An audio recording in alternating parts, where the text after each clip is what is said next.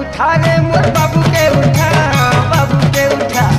उठा रे उठा है मोर बाबू के उठा, बाबू के उठा। का हैला जे मुह के फुले करी बसी चुरे तमर যাত্রা দেখা সরলা ই বুয়া তুই কেনথে গিরি জানলু মুই যাত্রা দেখি যাইছে বলি তুমি যাইছ কি নি যাইছ বাবু के सुआला बेले टिके आंग ले गला আর মুই গুটে সপনটি দেখলি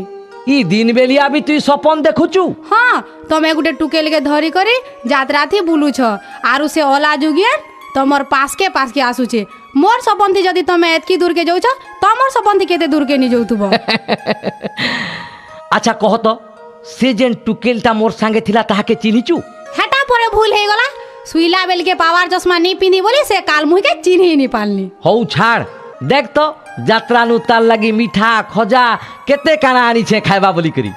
यहाँ देखा तो खाई गोरी सुईछे उठा बाबू के उठा ई सबू देखले बाबू उसो थेबा हाँ बुआ थो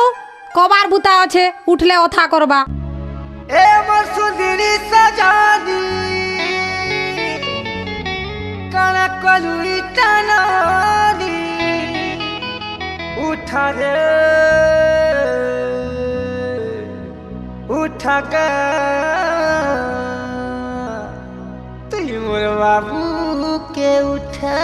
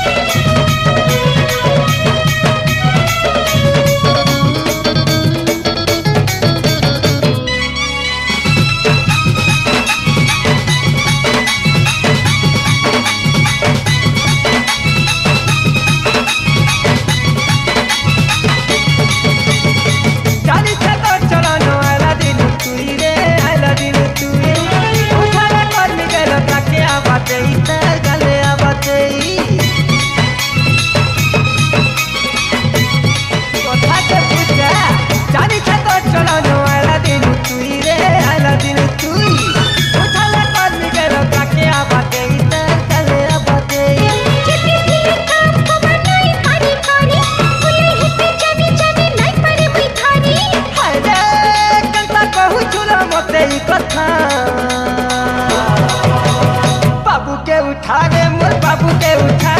बाबू के उठा।